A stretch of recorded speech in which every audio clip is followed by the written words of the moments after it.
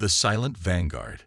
The stars had been burning with war for nearly a decade when Earth finally received the transmission. Across 17 systems, the once mighty Zevian alliance had collapsed under the relentless aggression of the Galactic Empire. Billions dead, worlds shattered. A civilization that had stood for 6,000 years reduced to scattered refugees and broken fleets. And humanity had watched it all from afar. Not by choice. When the conflict began, Earth had offered aid. Medical ships, diplomatic channels, even military support. The Zevians had declined with polite disdain. Humans were too young, too primitive, barely a century into FTL travel. What could they possibly contribute to a war between stellar powers? Incoming transmission, Captain. Unknown origin, heavily encrypted. Captain Maya Chen looked up from her console aboard the EFS Vigilant, hidden in the shadow of Neptune's largest moon. The ship was officially a research vessel. Unofficially, it was the most advanced warship humanity had ever constructed. One of 30 similar vessels Earth had built in secret during its decade of imposed neutrality. "Put it through," she ordered. The message was garbled, desperate. A Zevian commander, his pearl-white skin smeared with iridescent blood, architectural mandibles cracked and broken. Galactic forces have broken through at Sirius Junction. The Alliance is fallen.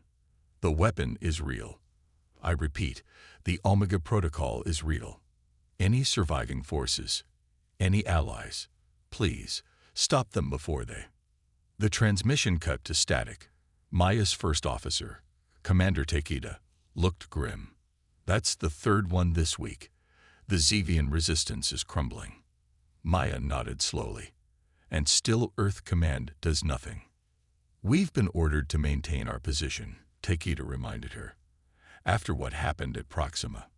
"I know what happened at Proxima," Maya snapped, her voice hard. Everyone knew. 3 years ago, the Galactic Empire had attacked Earth's first extrasolar colony without warning. 200,000 dead in minutes. Earth had demanded justice. The Zevians, still confident in their superiority then, had insisted they would handle it. That humans should stay out of galactic affairs they didn't understand. And so Earth had stayed silent. Withdrawn. Built. Maya stood up, her decision made. "Plot a course to the coordinates embedded in that transmission. We're going to find out what's happening." "Captain, our orders are going to change very soon," Maya finished. "I just need proof first." The Vigilant slipped out of Neptune's shadow like a ghost. Its quantum drives, technology supposedly centuries beyond human capability according to Zevian experts, activated without a whisper. In moments, the ship was gone, leaving no trace of its passage. 3 days later, they arrived at Sirius Junction, once the crown jewel of Zevian space, now a graveyard of ships and broken stations. The Vigilant's sensors registered radiation levels off the charts, twisted metal drifting in eerie silence. "Survivors?" Maya asked. Takeda shook his head. "None that we can detect. But there's something strange about the radiation pattern. It's pulsing." Maya frowned. "Pulsing? That's not consistent with any weapon I know." "It gets stranger," said Lieutenant Park from the science station. "I'm detecting biological matter mixed with the radiation, almost like the radiation is alive." Maya finished, a chill running down her spine. The Omega Protocol. For years, intelligence had whispered about a Galactic superweapon, something that could target specific genetic markers, something that could end wars not by destroying infrastructure, but by eliminating entire species. The Zevians had dismissed these reports, classified them as propaganda. Maya's fingers tightened on the edge of her console. "Can we get a sample?" 4 hours later, Maya stared at the holographic display in the Vigilance lab. Dr. Elena Chaudhry, the ship's lead scientist, looked as if she hadn't slept in days. "It's like nothing I've ever seen," Elena said. "It's a form of radiation that carries a viral payload. Once released, it seeks out specific genetic markers, and, well, you can see the results." The display showed a Zivian cell being consumed from within, twisted and reshaped into something else. Not killed, transformed. They're not just wiping out the Zivians, Maya said quietly. They're harvesting them. Converting them into more Karath, Elena finished, or at least into beings that serve the Karath. The process rewrites neural pathways first. Loyalty centers, identity. Then it moves to physical transformation.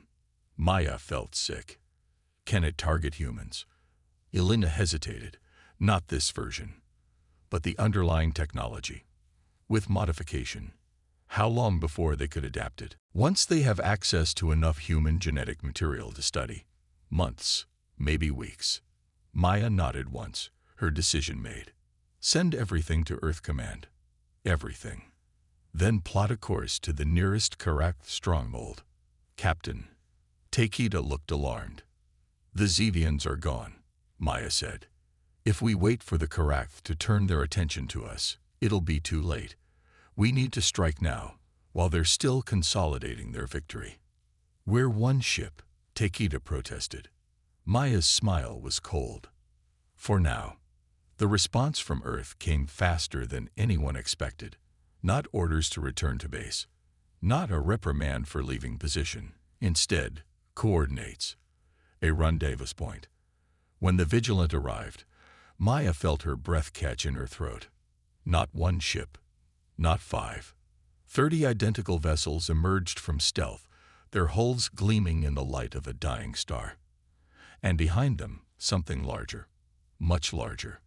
Captain, came a new voice over the comm. Admiral Hassan of the EF's Reckoning. I believe you found something that justifies breaking our long silence. Maya couldn't help but smile. Yes, sir. I believe I did. Good. Because humanity has been patient long enough. The Karath thought we were hiding out of fear. The massive dreadnought at the center of the fleet slowly revealed itself, a weapon the size of a small moon. Let's show them what we've really been doing. A day later, the human fleet arrived at Karath Prime, the heart of the Empire. No warnings, no ultimatums. The ships emerged from quantum space directly in the planet's orbit, weapons hot. In the command center of the Imperial Palace, Supreme Commander Karath stared at the monitors in disbelief. Humans. The primitives from the edge of the spiral arm. His advisors scrambled for information. They must have stolen Zivian technology. There's no way they could have developed quantum drives on their own. Karath wasn't so sure. The ships on his screens moved with precision that spoke of long practice. These weren't stolen vessels crewed by amateurs. This was a fleet that had trained in secret for years. Deploy the defense grid, he ordered, and prepare the Omega Protocol. If they want to join the Zivians in extinction, we'll oblige them. But the humans didn't attack immediately. Instead, a single message broadcast across all frequencies. Karath Empire. This is Admiral Hassan of Earth Fleet. We know what you did to the Zivians. We know about the Omega Protocol. You have 1 hour to surrender all research and materials related to your biological weapon, or we will take them by force. Karath laughed. Let them try. The Karath defense grid was the most advanced in the galaxy, a network of automated platforms capable of shredding any conventional fleet. As the platforms came online, targeting the human vessels, Karath allowed himself to relax. Fire, he ordered. The defense grid released its first salvo, and the energy beams passed harmlessly through the human ships. Holograms, Karath gasped. Before he could process what was happening, the real human fleet decloaked directly above the Imperial Palace. Not in high orbit, where the defense grid was concentrated, but in low atmosphere, mere kilometers above the surface. On the bridge of the Reckoning, Admiral Hassan gave a single command. Begin the ground assault.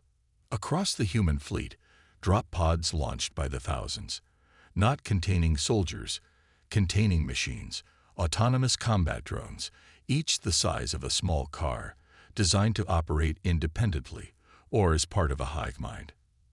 technology the Zevians had deemed impossible for humans to develop for at least another century. As the palace alarms blared, Maya Chen led her team through the chaos. Their mission was clear: locate the Omega Protocol Research Facility and extract or destroy all related materials.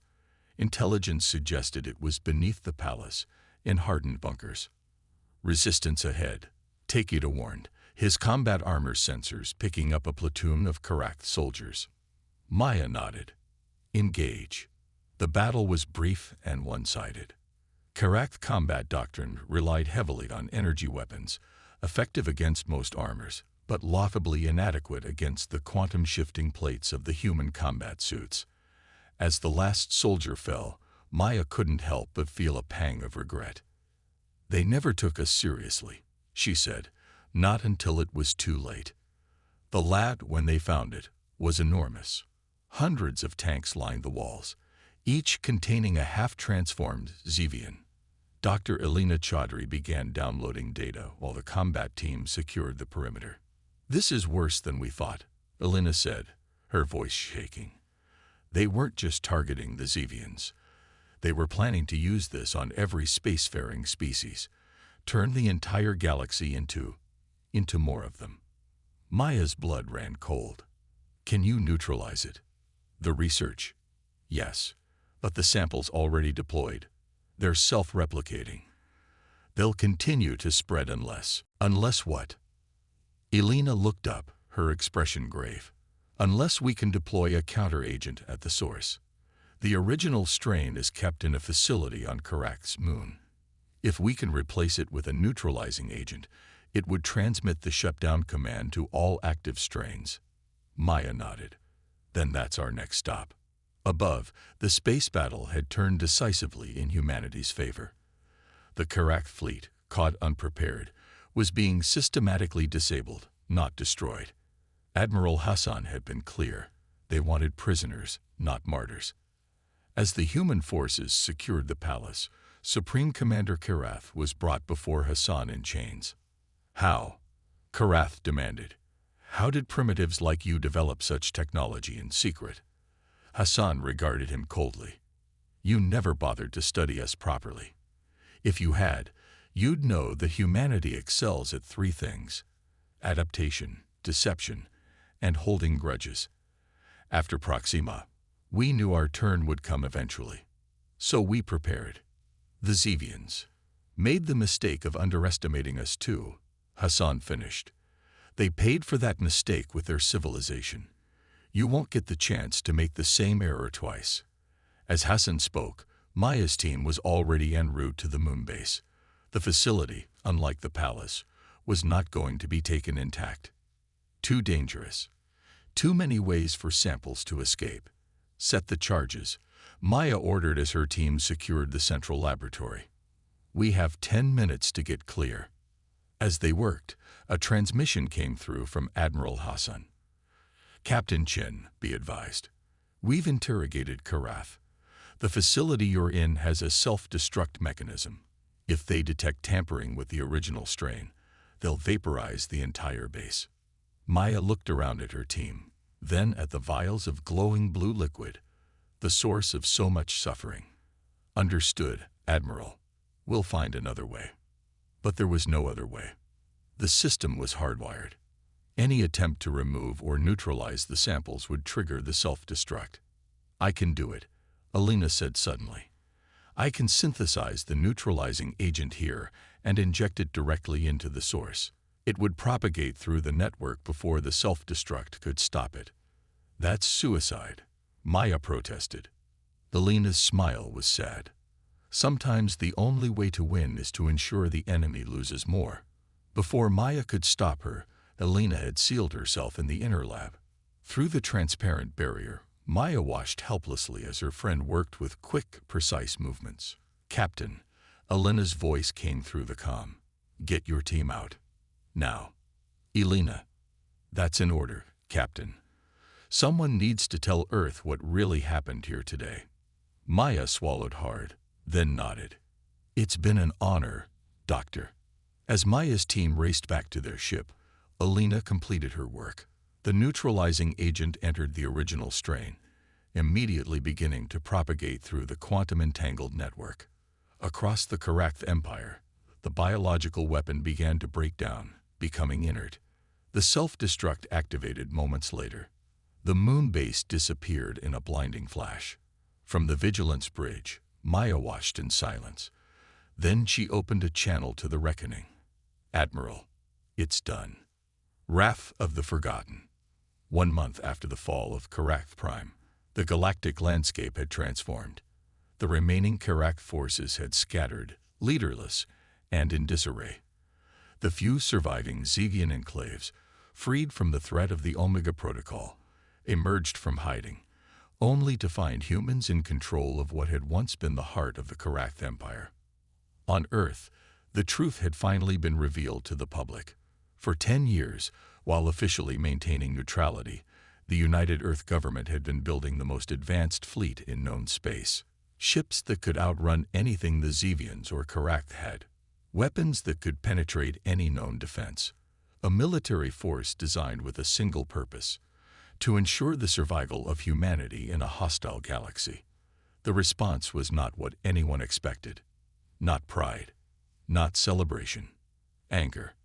They killed 200,000 of us at Proxima, and we waited 10 years to do something about it. The protests spread across every major city. The government tried to explain the strategic necessity, the careful planning, but the public wasn't interested in excuses.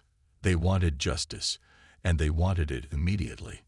Admiral Hassan stood before the Emergency Security Council, his uniform pristine, but his expression troubled. The situation is deteriorating. We've neutralized the main Karakth forces, but their allies are regrouping, and our own people are demanding we push further, eliminate the threat completely. President Okafor rubbed her temples. And the Zevians. Diplomatically complicated. They're grateful we stopped the Karakth, but they're also concerned about our technological capabilities and insulted that we concealed them for so long. They should be concerned, General Rodriguez interjected. If they'd taken us seriously from the beginning, their civilization might not be in ruins. President Okafor sighed. What about Captain Chen? Has there been any word? Hassan's expression softened slightly. The Vigilant is tracking a Karakth science vessel that escaped during the initial attack. Intelligence suggests it may be carrying backup data on the Omega Protocol. She couldn't let it go, could she? Rodriguez said, a note of admiration in his voice. Would you, after what happened to Dr. Chaudhry? The mood in the room darkened. Elena Chaudhry's sacrifice had been classified at the highest level, but within military circles, she had already become a legend. The scientist who gave her life to save countless species. Keep me updated, President Okafor said, and prepare a diplomatic mission to the remaining Zevian strongholds. It's time we established a more equal relationship. As Earth grappled with its new position, the EFS Vigilant pursued its quarry through the Outer Rim, a region of space so distant from major trade routes that many considered it uninhabitable. Perfect for hiding. They'd gone to ground on that moon, Takeda reported, pointing to a small, airless rock orbiting a gas giant. Minimal energy signature, but our quantum sensors are picking up biological activity consistent with Karakth physiology. Maya nodded, studying the tactical display. After Elena's death, she had become singularly focused on ensuring her friend's sacrifice wasn't in vain. No remnant of the Omega Protocol could be allowed to survive. Any sign of defenses? Nothing obvious, but that doesn't mean they're not there. This far out, they could have had years to prepare fallback positions. Maya made her decision. Prepare a small insertion team. We go in quiet, confirm what they have, then call for backup if needed. The surface of the moon was bleak and hostile, its thin atmosphere barely detectable. Maya led a team of 6, their combat armor adjusted for the low gravity and extreme cold. The Karakth facility was buried beneath the surface, accessible only through a carefully concealed airlock. Motion sensors, Lieutenant Rivera warned, her voice low in Maya's earpiece. Automated, but primitive. I can loop them. Minutes later, they were inside, moving silently through dimly lit corridors. The air smelled strange, not the antiseptic cleanliness of a lab, but something organic, almost like decay. Life signs ahead, Takeda murmured. A lot of them. But they're wrong somehow. As they rounded the corner, Maya stopped dead. The corridor opened into a vast chamber filled with pods. Hundreds of them, each containing what appeared to be a Galactic soldier, but not normal soldiers. Their bodies were twisted, altered with extra limbs and enhanced musculature. They're experimenting on their own people, Rivera breathed. Maya's eyes narrowed as she scanned the room. At the far end, a lone figure worked at a console, its back to them. Not correct. The proportions were wrong. Taller, thinner. Zevian, Maya realized with a shock. What the hell is a Zevian doing here? Before her team could formulate a plan, the figure turned. Its face was a nightmare. Half Zevian, half something else. When it spoke, its voice was a discordant harmony of multiple tones. Humans, you are persistent, inconvenient. Maya raised her weapon. Step away from the console. The creature tilted its head, an unsettlingly human gesture on its alien face. You think you've won. You haven't. The Galactic were merely vessels, tools. Tools for what? Evolution. The creature's mandibles clicked in what might have been amusement. The Omega Protocol was never about conquest. It was about transcendence. With shocking speed, the creature slammed its hand down on the console. Throughout the chamber, pods began to hiss open. The altered Galactic soldiers stirred, eyes snapping open in unison. Fall back, Maya ordered, firing a burst at the creature. The shots hit, but seemed to have little effect. The creature's wounds sealed almost instantly. As her team retreated, the modified soldiers emerged from their pods, moving with unnatural coordination. Not individuals, a hive. This is Captain Chen to Vigilant, Maya barked into her comm. Emergency extraction. And get me a direct line to Admiral Hassan. Code Omega. The team fought their way back to the surface, the altered soldiers in pursuit. Unlike normal Galactic, these moved without concern for their own safety, absorbing fire that would kill an unmodified soldier. What the hell are they? Rivera gasped as they reached the airlock. The next stage, Maya replied grimly. The Omega Protocol wasn't just a weapon. It was a transformation tool. As they emerged onto the surface, the Vigilant descended through the thin atmosphere, weapons blazing to clear a landing zone. The team sprinted for the ramp while Takeda provided covering fire. Captain, he called. That thing is coming. The hybrid. Maya turned to see the half-Zevian creature emerge from the facility, seemingly unbothered by the harsh conditions. Behind it, dozens of altered soldiers followed. Everyone on board. Now, Maya ordered, raising her rifle and emptying its magazine at the approaching hybrid. The creature staggered but kept coming. Once her team was aboard, Maya backed up the ramp, still firing. Takeda, get us out of here, and prepare the N-bomb. Takeda's eyes widened. Captain, that's a planet killer. That's the point. Whatever this is, it can't be allowed to spread. As the Vigilant lifted off, the hybrid stopped at the edge of the landing zone, looking up at the departing ship. Through the viewport, Maya could have sworn it smiled. Once in orbit, Maya opened a channel to Earth Command. Admiral Hassan's face appeared on the screen, concern evident in his expression. Captain Chen, your emergency signal was received. What's happening? Maya took a deep breath. Sir, the situation is worse than we thought. The Omega Protocol. It wasn't correct technology. I think they found it, or were given it, and now it's evolving. She transmitted the footage from their helmet cameras. Hassan watched in silence, his expression growing progressively grimmer. That Zevian hybrid, he said finally. You're certain it was controlling the altered Galactic? Yes, sir. And healing at an accelerated rate. Our weapons barely slowed it down. Hassan was quiet for a long moment. Then, your recommendation, Captain. We need to sterilize the entire moon. No traces can remain. And we need to find out if there are more facilities like this.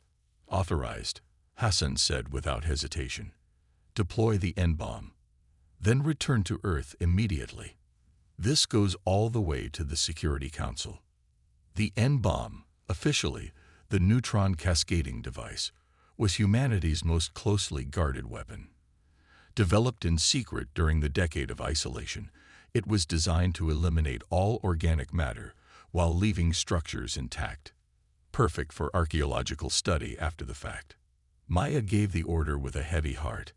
As the Vigilant accelerated away from the moon, a small probe detached from its hull, descending back toward the surface. The flash was visible even from thousands of kilometers away. A wave of energy swept across the moon's surface, penetrating deep into its crust. In moments, every living thing was reduced to its component atoms. Confirmed sterilization, Takeda reported. No biological signatures remaining. Maya nodded, feeling no satisfaction. Only a grim determination. Set course for Earth. Maximum speed.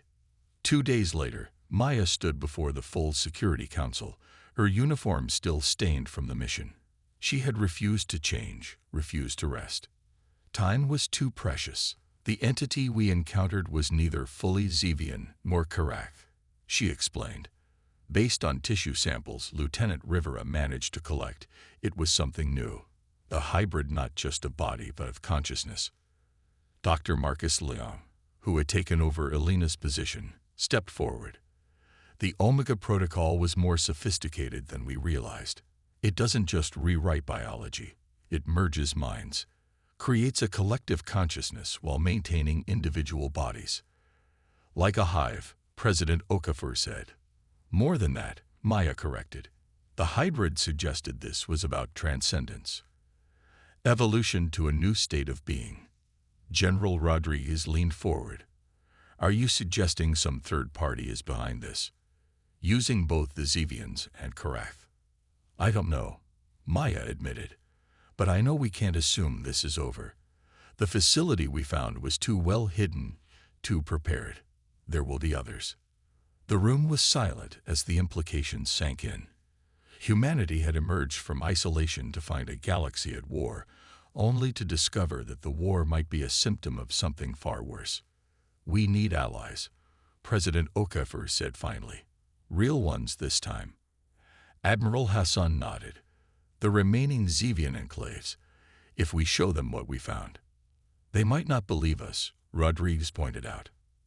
After all, we've been lying to them for a decade. Then we need proof they can't ignore, Maya said. And I think I know where to find it. 3 weeks later, a joint human-Zevian task force approached a remote system on the edge of what had once been Karak space. Intelligence gathered from captured databases had led them here, to a massive structure floating in the void between stars. Not a ship, not a station, something organic and mechanical at once, constantly shifting its configuration. The Zevian commander, Kalavex, stared at it in horror. By the first light, he whispered. The ancient texts spoke of such things. The Devourers. We thought they were myths. Maya glanced at him. You know what this is? A seed, Kalavex said, his mandibles quivering.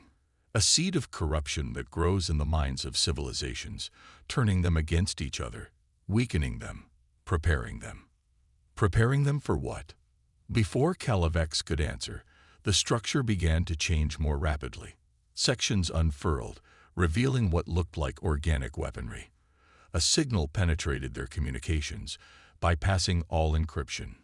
A voice, the same multi-toned harmony as the hybrid, filled the bridge. Humans, so young, so aggressive. We had plans for you, but you've accelerated the timetable. No matter. All species join the convergence eventually. Maya stepped forward. Who are you? What do you want? Want. We want what all life wants. To grow. To evolve. to become perfect. Your species has potential, such adaptability, such capacity for deception. You will make excellent additions to the convergence. We're not interested, Maya said flatly. The voice seemed amused. Interest is irrelevant. Resistance is educational. It helps us improve. The Zevians resisted for generations before we found the right approach. The Karakth embraced us immediately. And now, you humans, you will teach us new methods. The transmission cut off. Seconds later, the structure launched dozens of smaller objects toward the task force. Biological projectiles, Takeda reported. Similar composition to the altered soldiers we encountered. Maya turned to Kilovex. We need to destroy that thing. Now. The Zivian commander hesitated only briefly before nodding. All ships, concentrate fire on the central mass. The battle that followed was unlike anything in recorded history. The human ships, with their advanced quantum weaponry, led the assault. The Zevian vessels, fewer in number but piloted with desperate courage, flanked the structure. The seed ship, for its part, fought with disturbing intelligence, adapting to each attack strategy within minutes. What worked once never worked twice. On the Vigilance Bridge, Maya watched as ship after ship was hit by the biological projectiles. Those struck didn't explode. They went silent, then began firing on their allies. It's taking control of them, she realized, just like it did with the Karakth. A plan formed in her mind, desperate, perhaps suicidal, but potentially the only way to end this. Takeda, get me a secure line to Admiral Hassan on the Reckoning. Minutes later, the plan was in motion. The human fleet began to retreat, appearing to abandon their Zevian allies. The seed ship, sensing victory, focused its attention on the remaining Zevian vessels. That was when the Vigilant, shields down, engines at maximum, accelerated directly toward the central mass of the structure. All hands, abandon ship, Maya ordered calmly. Emergency pods now. As her crew raced to the escape pods, Maya remained on the bridge. Someone needed to pilot the ship to its target. Someone needed to make sure the N-bombs, all 5 of them, detonated at precisely the right moment. Captain, Takeda said from the doorway. The last pod is waiting. Maya didn't look up from the controls. Get going, Commander. That's an order. With respect, Captain, I won't leave you to do this alone. Maya finally looked up, a sad smile on her face. Elena died to stop one facility. This is the source, Takeda. If we don't destroy it completely, everything she did was for nothing. Takeda held her gaze for a long moment, then nodded. It's been an honor, Captain. Likewise, Commander. Now go. That's an order. Alone on the bridge, Maya watched as the seed ship grew larger in the viewport. It had realized the danger too late. Tendrils of organic matter reached out, trying to intercept the Vigilant, but the ship's momentum was too great. For Elena, Maya whispered as the Vigilant plunged into the central mass of the structure. Her fingers danced across the console one last time, activating the N-bomb's sequential detonation sequence. The explosion was visible across the entire system. Wave after wave of neutron energy cascaded through the seed ship, breaking it down at the molecular level. Nothing organic survived. From the Reckoning, Admiral Hassan watched in silence as the last pieces of the structure disintegrated. The Zevian commander, Kilovex, stood beside him. Your captain, Kilovex said quietly. She knew what would happen. She knew, Hassan confirmed. Just as she knew we couldn't risk even a fragment of that thing surviving. The Zevian's mandibles clicked in what humans had learned was a gesture of profound respect. We misjudged your species, Admiral. We saw your isolation as fear, your patience as weakness. A common mistake, Hassan replied. One the Karakth made as well. And this, convergence, do you think it's truly destroyed? Hassan looked out at the debris field that had once been a seed ship, and the EFs as Vigilant. No, I think this was just one of many. But thanks to Captain Chen and Dr. Chaudhry, we know what we're fighting now, and we won't face it alone. As rescue ships recovered the Vigilance escape pods, a new alliance was forming, not just between humans and Zevians, but with other species who had suffered under Karak rule. Species who had been manipulated, weakened, prepared for transcendence into the convergence. This time, humanity wouldn't wait in isolation. This time, they would lead. In the aftermath, as memorials were held for Captain Maya Chen and her final act of sacrifice, a small ceremony took place on Earth. A new ship, larger, more advanced even than the Vigilant, was christened. Its name, emblazoned on the hull in gleaming letters, EFS Elena Chaudhry. Its mission, to seek out and destroy any remaining seed ships before they could corrupt another civilization. Its crew, the best of humanity and its new allies, united against a threat older than any of their civilizations. The galaxy had thought humanity was hiding out of fear. They had been wrong. Humanity had been preparing. And now, they were ready to fight not just for themselves, but for every species that called the stars home. The war for transcendence had only just begun.